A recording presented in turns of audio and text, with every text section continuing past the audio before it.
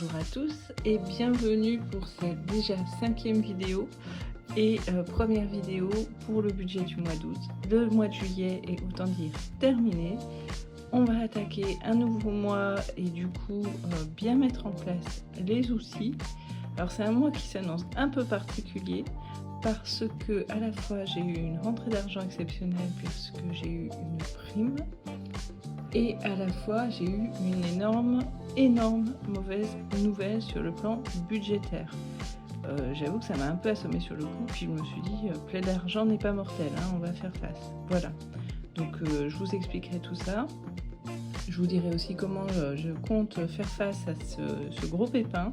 Mais pour l'instant, on va commencer par le bilan du mois de juillet et regarder ce qu'il reste dans les enveloppes. Alors, pour mémoire, sur ce mois de juillet qui était le premier mois de budget avec le système des enveloppes, je n'avais pas préparé un mois d'avance, mais j'avais fonctionné de semaine en conservant chaque semaine ce qu'il restait dans les enveloppes pour le budget de la nouvelle semaine. Je ne sais pas si c'est clair, mais par exemple pour les dépenses personnelles, si j'avais prévu 20 € pour la semaine et qu'à la fin de la semaine il restait ces 20 €, je les conservais pour la semaine d'après et du coup je ne remettais pas d'argent dans l'enveloppe. S'il restait 10 €, j'ajoutais 10 € et je ne remettais pas 20 € dans l'enveloppe de manière à essayer d'épurer un petit peu le passif accumulé sur les mois précédents. Qu'est-ce que ça donne? Alors, on fera un bilan des dettes tout à l'heure, mais grosso modo, ça donne que j'avais purgé, autant dire, mon découvert autorisé. Il restait 110 € de découvert autorisé sur 400 plus 200 de l'autre compte. Et ce mois-ci, on va purger ça complètement. Mais ça, je ne veux pas anticiper sur le budget du mois d'août. Alors, qu'est-ce qu'il reste aujourd'hui dans les enveloppes de la dernière semaine de juillet? Alors, pour l'alimentation, j'ai tout utilisé. Il reste, vous voyez, il y a une pièce de 10 centimes que je vais mettre encore dans le bocal, mais j'ai décidé que les pièces de 10 et 20 centimes, je les mettrai sur ma carte pour le café au travail. Au départ, j'avais dit les pièces de 5 centimes, les pièces rouges, mais je me rends compte que du coup, on en voit quand même pas mal. C'est un temps où on se retrouve, où on parle boulot, où on se retrouve, c'est entre la détente et le travail, et on fait au moins 2 pauses dans la journée. Bon, on se paye le café les uns les autres, mais enfin, il me faut quand même un petit budget, donc je ferai ça avec les pièces de monnaie. Voilà, ce sera le plus simple. Je garderai les 50 centimes et les 1 € pour le pot d'épargne. Ensuite, sur le perso, je n'ai rien utilisé, donc il reste 20 €. On sortira tout ça tout à l'heure. Et puis, sur le shopping, alors, il reste 10 € tout simplement parce qu'hier soir, je me suis dit, tiens, allez, on va se faire plaisir, on va se prendre des glaces. Donc, j'avais pris des glaces d'avance et puis en plus c'était au petit truc du coin, donc c'était pas donné, il y en a encore au congèle. Et donc voilà, j'avais utilisé un billet de 10, puis j'avais une bricole, enfin bref, donc 10 €. Et puis dining out, alors là j'ai eu 2 fois à manger dehors cette semaine au boulot, dont un repas plutôt réunion de travail, disons. Je vous avoue que ça, c'est le genre de choses qui peut franchement me faire un peu tirer la tronche, dans le sens où c'est pas vraiment des repas à l'extérieur plaisir et ça me coûte pas mal cher. Toutes choses égales par ailleurs, 10 € le repas, hein, mais bref, je m'en serais passée, c'est comme ça, c'est ainsi. Et puis beauté, on n'a toujours pas acheté de crème, il faut absolument que je m'en occupe parce que j'ai la peau qui tire, ça y est. Les grosses chaleurs sont passées et on voit tout de suite les effets. Donc il reste les 20 €. Donc je vais sortir tout ça et puis je vous retrouve tout de suite. Voilà, toutes les enveloppes ont été vidées. Les 10 centimes, donc je les mets encore dans le pot de la monnaie. On comptera tout à l'heure combien il y a. Et peut-être que je préleverai les 10 et 20 centimes pour la carte de café. Je vais réfléchir à tout ça tout en vous parlant. Et puis donc, eh bien, il reste 50 € ici du mois dernier que je vais mettre dans l'enveloppe d'épargne. Voilà, hein. Ça va aller directement en épargne puisque c'est le restant du mois qui vient de s'écouler. Voilà, donc je fais le point sur ce qu'il y a là-dedans et puis je vous dis tout ça. On met ça ensemble dans une enveloppe épargne, mais je vais préparer des petits outils un petit peu plus propres que ça là pendant l'entrefaite, pendant que je coupe la vidéo, le temps de préparer tout le reste. Et ensuite, on pourra commencer à planifier le budget du mois d'août. Alors à la fois au niveau des factures, mon loyer est déjà payé. Dès que je reçois mon salaire, je fais mon virement immédiatement le jour même. Donc mon loyer est déjà payé. Il y a voilà, l'argent en principe des factures reste sur le compte. Tout est plus ou moins prélevé en début de mois. On y revient tout à l'heure après une pause comptage de pièces. Donc du côté des pièces, nous avons 6 € en pièces de 2, 3 € en pièces de 1, 2 € en pièces de 50 centimes et en tout 1,30 € avec les petites pièces.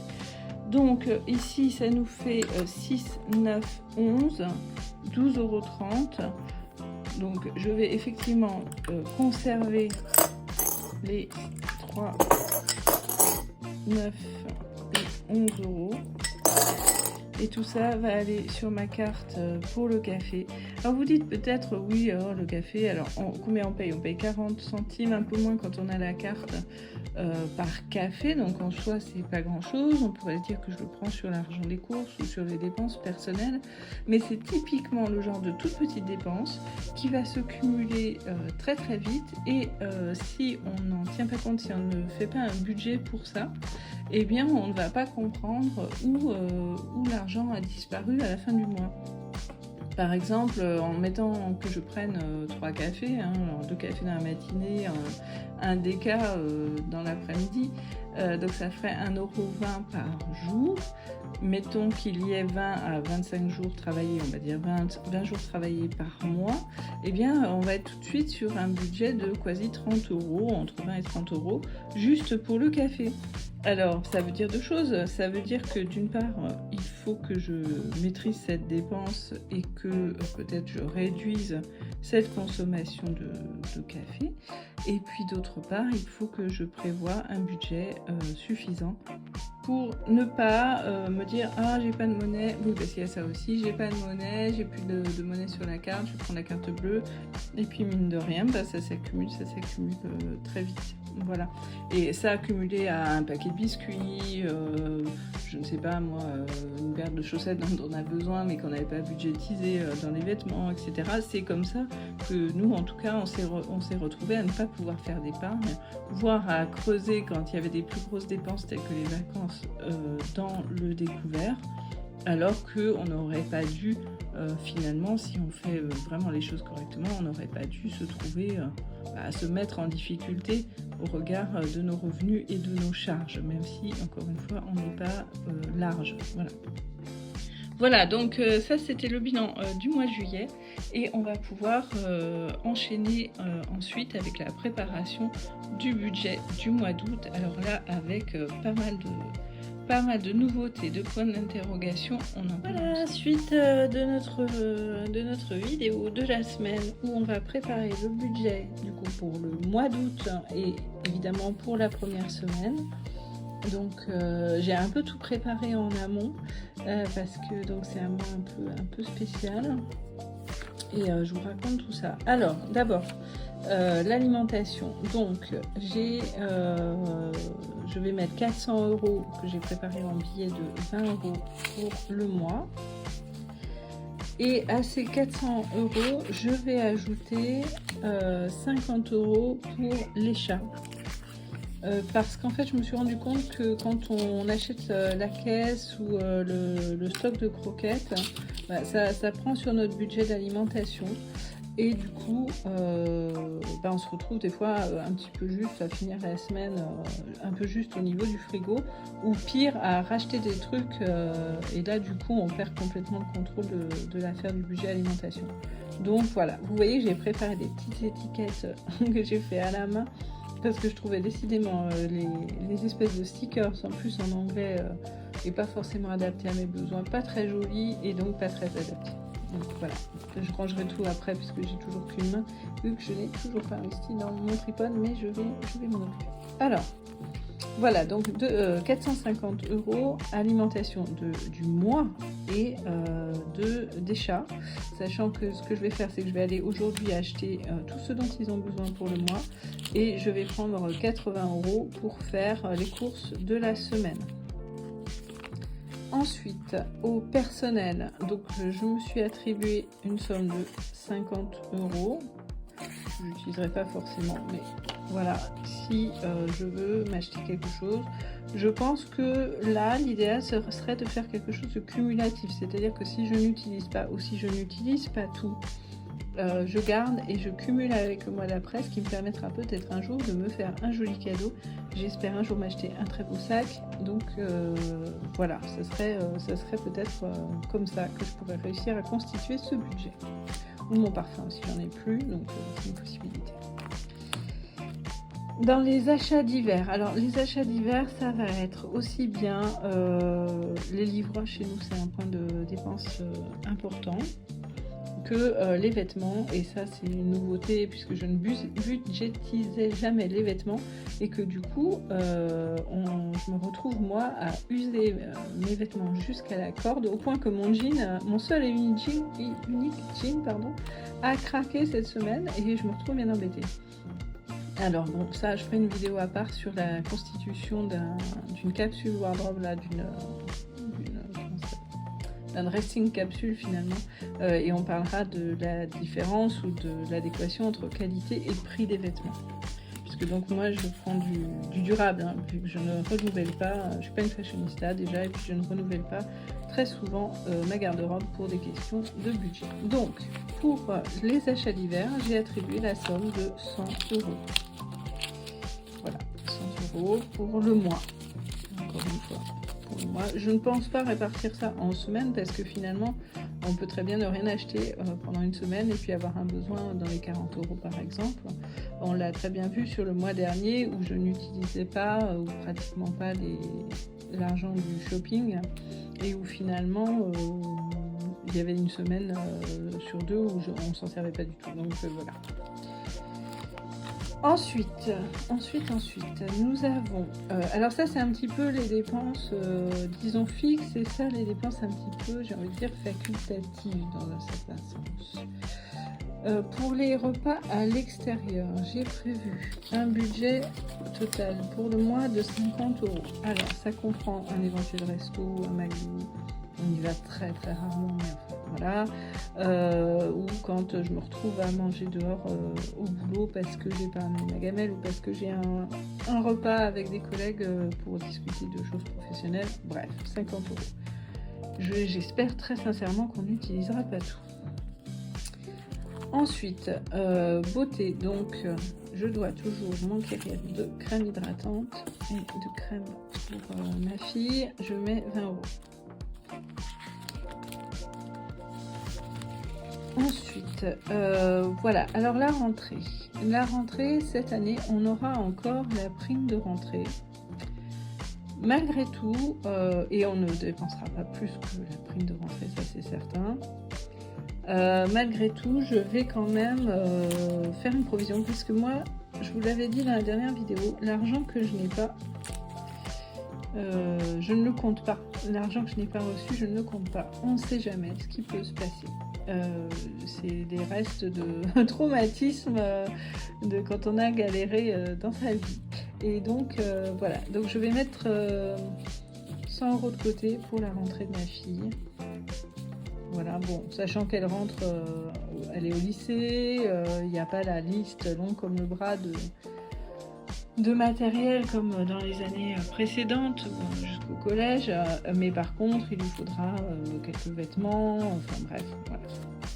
Un petit budget ici, puis sûrement des livres pour l'école, peut-être un peu de matériel, on verra, donc on anticipe. Pour les anniversaires, alors pour nous le mois d'août c'est le mois des anniversaires, on en a 3. qui se profilent à l'horizon, 2 pour mes fils et 1 pour un de mes petits-fils. Alors, mes fils sont grands, ils sont majeurs, ils sont papa tous les deux, donc je fais un cadeau un petit peu symbolique. Et puis pour les petits, j'attribue toujours la même somme, qui est aussi plutôt raisonnable, tout simplement parce que ce sont des enfants qui sont gâtés et ils sont encore petits, donc ce qui leur fait plaisir c'est de recevoir quelque chose, mais la valeur au final ils s'en fichent un petit peu. Alors donc pour les petits, donc pour le petit du mois d'août il y aura 30 € et pour chacun de mes fils un budget de 20 €, sachant que pour l'un d'entre eux j'ai déjà prévu et ce sera payé par virement, donc je vais devoir remettre l'argent sur le compte. Il y a aussi un budget anniversaire prévisionnel qui est mon anniversaire. Et là, je vais, puisque moi c'est au mois d'octobre, donc c'est le prochain qui arrive après mes fils. Et donc là, je vais ajouter 20 €. On a une naissance aussi qui est attendue au mois de septembre. Pour l'instant, je ne vais pas la budgétiser, mais il faudra que je vois. Je pense que ce sera sur le salaire fin août. De toute façon, pour l'instant, on est un petit peu, entre guillemets, à flux tendu sur ces histoires d'anniversaire, de Noël, de tout ça, puisque on vient de commencer le système des enveloppes et on n'a pas encore ce dégagement d'une année. Donc, passer les anniversaires de mes fils cette année, je vais commencer à mettre de côté pour celui de l'an prochain. Et pour la naissance, je vais gérer sur le mois de septembre. Et ensuite, ce petit, eh bien, pareil, il aura son budget anniversaire chaque année. Voilà, Noël, ça en vient tranquillement. Alors, moi j'ai une prime de Noël malgré tout, comme pour la rentrée. Je vais mettre 100 € de côté sur le budget de Noël. J'ai calculé combien il fallait en tout pour Noël. Je ferai une autre vidéo, je vous ferai le point sur les objectifs tranche par tranche sur les budgets annuels. Je sais plus combien j'ai calculé, je crois 430 en tout en comptant tout le monde, quelque chose comme ça. Donc là je mets 100. Pour les vacances de l'année prochaine, on va commencer à budgétiser pour les vacances de l'an prochain. J'ai oublié l'anniversaire, pour les vacances de l'an prochain, je mets 50 €. Voilà, c'est pas le plus urgent, mais enfin, on va les mettre. Et j'ai oublié dans les anniversaires, l'anniversaire de ma fille. Hop, c'est pas là. L'anniversaire de ma fille, elle reste le 1er janvier, je me trompe. Et donc, je vais déjà mettre de côté un budget de 50 €. Donc, ma fille, c'est la dernière qui reste à la maison. Donc, elle a encore un cadeau, pas d'enfant, entre guillemets, un petit peu plus généreux. Donc, je mets 50 € et son père participera très certainement. Voilà. Et puis ensuite, eh bien, il reste quoi? Il reste l'épargne. Alors, dans l'épargne, la priorité pour moi, il y a en fait 3 types d'épargne. Il y a le fonds d'urgence, donc où là, on va essayer de se constituer au fur et à mesure une espèce de matelas de 6 mois de revenus. C'est la règle que les Américaines appliquent, donc pourquoi ne pas essayer ça. Donc 6 mois de revenus, enfin pas de revenus, 6 mois de charges, alimentation comprise, mais les charges vraiment obligatoires. Donc pour nous, ça représente à peu près 2 000 €, donc il faudrait qu'on parvienne à mettre de côté 12 000 €. Il y a l'épargne pour l'épargne, mais qui sera aussi à terme pour acheter une maison. Et puis, ah oui, c'est là que j'ai mis les 50 € du mois dernier, et les 50 € non dépensés, donc économisés. Et puis, me concernant, il y a aussi une épargne santé, puisque j'ai des frais dentaires à engager. Et pour la part qui me reviendra, c'est quand même 1 900 €. Donc là, j'aime autant vous dire que c'est pas demain que je vais y arriver, mais quoique, on ne sait pas, il faut attirer l'abondance, donc il ne faut pas dire pas demain. Et puis, il faut que je rajoute d'ailleurs une case qui est le remboursement des dettes. Alors, je pense que je ferai une vidéo à part sur la question de la dette. J'ai donc 2 crédits en cours, 2 entre guillemets petits crédits en cours. dans deux systèmes de prêts différents. Un avec dans un crédit revolving qui est tout petit, c'est 800 € que je vais essayer de purger le plus vite possible. Un sur un système de crédit classique, j'ai regardé, il reste 2 900 € à rembourser à raison de mensualité de 120 €. Idem, je vais essayer de mettre par-dessus. Et le problème dont je vous ai parlé, c'est un très très gros problème qui me revient d'années antérieures où j'étais indépendante et pour lesquelles je dois encore des charges sociales. Le problème, c'est que j'étais indépendante, certes, mais c'était une activité complémentaire de mon travail salarié, puisque j'avais à l'époque des contrats qui n'étaient pas forcément super bien payés, qui n'étaient pas réguliers. Et donc, je faisais ça en plus, puisque j'ai un deuxième métier qui me permettait de faire ça. Le truc, c'est que mes revenus n'étaient pas énormes, mais les charges, elles, se sont bien accumulées et j'y ai pas fait face, tout simplement parce qu'on avait besoin de l'argent pour vivre. En fait. J'ai fait exactement ce qu'il ne faut pas faire, soyons clairs, j'ai fait ce qu'il ne faut pas faire. Toujours est-il que ça me revient aujourd'hui dessus avec une dette totale qui atteint 15 000 € de charges sociales. Donc, là, j'ai sollicité un emprunt pour pouvoir régler ça et rembourser petit à petit avec, encore une fois, le système de la boule de neige qui permet de faire des remboursements anticipés. Mais je pense que ça, je vais vraiment dédier une vidéo complète à ça. Donc là, je suis allée à la banque, tout simplement, pour solliciter un prêt personnel. L'idée est de ne pas dépasser 200 € mensuels de remboursement, de manière à ce que ça reste gérable et à ne pas se retrouver en impayé. Mais voilà, donc j'attends la réponse et si c'est net, j'essaierai de négocier directement avec l'organisme auquel je dois de l'argent. Enfin bref, j'essaye vraiment de régler le problème. Alors j'avoue que sur le coup, je l'ai pris un peu comme une catastrophe et très vite, je me suis dit, mais pas du tout. C'est pas une catastrophe, c'est une très bonne chose. Parce que tu vas pouvoir te débarrasser de ce truc qui te colle au basque depuis des années. Je vous dis des années parce que j'ai arrêté d'être indépendante en 2017, donc c'est vous dire. Et pour ceux qui s'y connaissent un peu, non, la dette n'est pas prescrite puisque les demandes de paiement avaient été effectuées en temps et en heure. Donc voilà, mais je me dis que c'est peut-être une chance de se débarrasser de ce truc et d'être ensuite complètement tranquille, sans gros nuages à l'horizon qui viendront par surprise plomber le budget. Voilà. Donc sur ce qu'il me reste de mon salaire, prime, etc., je vais répartir dans mes enveloppes d'épargne et puis je vais voir ce que je peux attribuer au crédit et éventuellement ce que je peux mettre sur cette dette. Alors on avait pensé aussi, petite parenthèse, ce mois-ci, aller faire un tour en Normandie. On va voir, on va budgétiser ça, on va voir si c'est possible. Ce sera certainement pas une semaine comme on avait espéré, mais on essaiera au moins de se faire un petit tour dans un budget prédéterminé et limité. Bah voilà, on a fait le tour pour la préparation du mois.